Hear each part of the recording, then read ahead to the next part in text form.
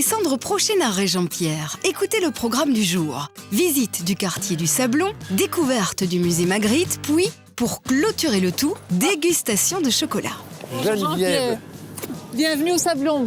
je vous embrasse parce que je suis tellement content d'être ici que je fais comme si de rien n'était. Vous me faites visiter? Et vous nous apportez le soleil en plus. Ah bah oui, mais toujours. En plein cœur de Bruxelles, le quartier du Sablon tient son nom du sable fin qui recouvrait autrefois ces collines surplombant la Seine. Commençons la visite, Jean-Pierre, par les magnifiques jardins du Petit Sablon, juste en contrebas du palais d'Ecmont. Geneviève, votre guide, appartient à l'association Voir et Dire Bruxelles, qui propose à qui veut des visites thématiques de la capitale. Chère Geneviève, alors vous m'emmenez ici au Sablon. C'est quoi exactement les Sablons? Ça, c'est un square, je vois bien. Enfin... Pour moi, c'est un des plus jolis squares de Bruxelles. Oui, pourquoi? C'est le Petit Sablon et il nous emporte vraiment dans le XVIe siècle. Alors, vous savez qu'on était indépendant, la Belgique était indépendante en 1830.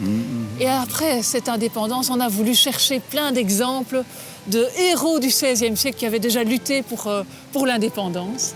Et alors on va créer tout un petit square en hommage aux hommes du XVIe siècle. Alors tout ce qu'on voit là, tous ces petits bronzes là, Oui. tout autour, il y en a combien en 48. tout? 48. Ils représentent effectivement la liberté, quoi. Ils représentent les corporations de métiers Ah, du d'accord. Moyen-Âge. Dans le désordre, Jean-Pierre, mercier, cellier, arquebusier et on voit sûr, marchand de vin aussi. Eux, c'est qui? Les comtes d'Egmont et de Horn. Oui. Et ils ont vécu à la période de l'Inquisition. Et ils se sont vraiment battus contre le roi d'Espagne à l'époque pour oser affirmer une libre pensée. Et là, on vient s'y reposer, on vient s'y balader, on vient un peu flirter quand même. Voilà, c'est vraiment un havre de paix. Et ce n'est pas tout, Jean-Pierre. Regardez cette merveille en direction du Grand Sablon. Et alors là, l'église, c'est quoi? Alors l'église, c'est vraiment l'origine du quartier. Au départ, il y avait une toute petite chapelle et tout le Sablon se greffe vraiment autour d'une légende. Au XIVe siècle, il y a une jeune fille qui s'appelait Béatrice et qui a fait un rêve. Et dans son rêve est apparue la Vierge qui lui a demandé d'aller dérober une statue dans une église d'Anvers, une statue de la Vierge qui produisait des miracles et de la porter à Bruxelles. Elle est arrivée en bateau ici grâce à la Seine, notre rivière bruxelloise, et l'a offerte aux arbalétriers. Les arbalétriers ont fait construire à l'emplacement de la chapelle une magnifique église gothique. Et là, alors, tout ce qu'il y a autour, ça a été construit à quelle époque? On va aller se promener. Oui, on va se promener, on va descendre au Grand Sablon, si vous voulez bien. C'est une balade qu'affectionnent particulièrement les Bruxellois, Jean-Pierre. Chaque week-end se tient ici un marché des antiquités et du livre où il fait bon flâner. C'est quoi la caractéristique du Grand Sablon? Alors, regardez la forme, tout en longueur. C'est un ancien marché aux chevaux. C'est pour ça que la place est si étirée pour qu'on puisse vraiment estimer la valeur des chevaux avant leur vente. D'accord. Ah oui, très très bien. Et là maintenant, c'est du livre et de l'antiquité. C'est l'Antiquité, et oui, l'Antiquité depuis les années 60. Vraiment, le samedi, le week-end, le dimanche, il y a tous ces antiquaires qui se déclinent et qui donnent une certaine vitalité au Sablon. Bistrot, terrasse, restaurant, grand chocolatier, on trouve au Sablon tout ce qu'apprécient les Belges, Jean-Pierre. Donc, on a Et des alors, il y a grands des chocolatiers. architectes aussi. Ah oui, alors justement, moi, c'est ce que j'aime à Bruxelles, c'est le côté hétérogène. Vous avez des jolies maisons à pignons comme celle qui nous fait face, là, Oui. du XVIe siècle. Et puis, on a un bâtiment classique, mais style Louis XVI, qui a toute sa raison d'être classique. aussi. Et puis, un autre bâtiment juste derrière vous.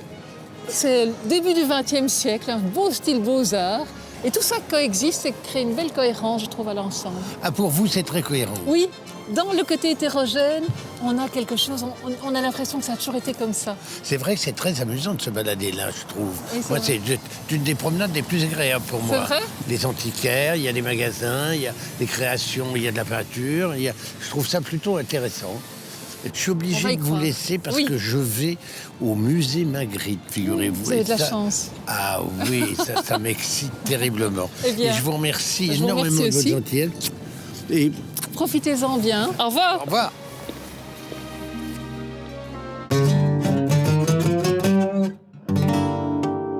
Vous partez à la découverte, Jean-Pierre, de celui qui est l'un des 10 peintres les plus célèbres au monde. Magritte, né à Lessines, en Wallonie, en 1897, a néanmoins passé la plus grande partie de son existence à Bruxelles, qui lui a consacré le musée qu'il méritait.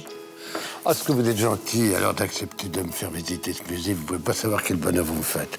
Et vous ne pouvez pas savoir à quel point nous sommes heureux de vous accueillir ici au musée Magritte, qui est le musée le plus visité ici à Bruxelles et qui compte l'œuvre la plus importante de René Magritte au monde. Eh bien, allons-y alors. Allons-y. Précipitons-nous. Écoutez ce qu'a dit Magritte Jean-Pierre. Un peintre ne peint pas pour mettre de la couleur sur une toile, de même qu'un poète n'écrit pas pour mettre des mots sur une feuille. Ces propos traduisent tout le génie de l'un des maîtres du surréalisme, mais Anne va vous éclairer à ce sujet. Expliquez-moi pourquoi l'Empire des Lumières est finalement une toile majeure dans l'œuvre de Magritte. Et cette œuvre est très marquante parce que quand vous la regardez, vous avez une opposition entre un ciel diurne et un paysage nocturne. Et René Magritte est quelqu'un qui avait pour habitude d'associer des éléments qui ne pouvaient en aucun cas être associés les uns aux autres, comme c'est le cas ici. Et Magritte va se dire, ce qui n'est pas important, c'est de savoir comment peindre, mais quoi peindre. À partir de ce moment-là, toutes les recherches de René Magritte vont aboutir progressivement à l'association, petit à petit, d'éléments du quotidien qui, en fait, n'ont aucune raison d'être associés.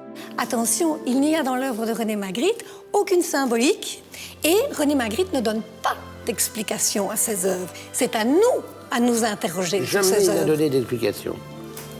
Jamais. Et non, c'est à chacun de nous de trouver la clé. Peintre de grand talent et en plus extrêmement drôle. Très drôle, Très beaucoup amusant. d'humour. Et puis comme tout peintre, Magritte avait sa muse, Georgette, son épouse, qu'il avait rencontrée à 15 ans à la foire. Elle n'a aucune expression, elle est douce, elle est figée, elle est devant ce ciel bleu, ce ciel que nous avons vu dans l'Empire des Lumières et qui est un élément récurrent également dans l'œuvre de René Magritte. Et là, on n'irait pas faire un petit tour encore pour voir d'autres? Mais avec le plus grand des Vous plaisirs, m'emmenez je vous emmène si vous voulez bien me Allez, suivre. voilà. Allez, on y va. Un grand tour, Jean-Pierre, car le musée compte 500 œuvres. Et surtout, ne tentez pas de trouver un rapport entre les tableaux et leur nom, car ce coquin de Magritte s'ingéniait à ce qu'il n'y ait aucun rapport entre eux. Oh, Jean-Pierre, comme dirait Magritte, ceci n'est pas mon péché mignon. Vous voilà chez un grand chocolatier belge, Laurent Gerbeau, qui fait un chocolat pas comme les autres, qu'il est marié à des épices venues d'Asie. Attention, car Laurent entend vous mettre au travail. La première chose qui est importante quand vous faites du moulage ou de la pâtisserie, c'est l'attitude. Donc avoir les épaules bien relax, bien ouvertes. Ok, ça va. Bon, ok, admettons pour votre mouvement de l'épaule, Jean-Pierre. Mais voyons voir maintenant ce que vous êtes en mesure de réaliser avec les ingrédients. Alors maintenant... Ah, mais il faut me laisser tranquille à faire ma tablette. Ah là, je vous laisse, ça c'est votre tablette. Hein. Ça, je ne m'en mêle plus. Donc là, vous vous amusez avec les ingrédients. Voilà. Laurent Gerbeau ose des saveurs inattendues dans ses chocolats. Poivre, pistache, gingembre, bergamote. Et vous, Jean-Pierre, qu'avez-vous élaboré? Bon, on va mettre ça dans le réfrigérateur. Dans le frigo, 20 minutes, une demi-heure. Et alors, Ok. Pendant ce temps-là, on peut manger du chocolat, c'est ça que on peut vous tout voulez goûter. dire? Ici, Jean-Pierre, il n'y a ni conservateur, ni arômes artificiels, et le chocolat est ce qui se fait de mieux en Amérique latine ou à Madagascar, ce pays que vous appréciez tant, Jean-Pierre. Ça, c'est ce que j'aime. Ça, c'est vraiment les cacaos qui sont plus fruités, plus longs en bouche. Ça vous amuse de venir à Madagascar avec moi? Ah, volontiers. Ben, on va la voir. Ok, parfait. Vendu. Alors ça, c'est le caviar du caviar, c'est le Tuao. Ça représente 0,00001% de la production mondiale. Mais moi, je le mange pas comme ça, moi, le caviar. Je mange avec Une cuillère. Mais ici, justement, l'avantage avec ce type de chocolat, c'est qu'on en mange très peu. On va assez vite saturer.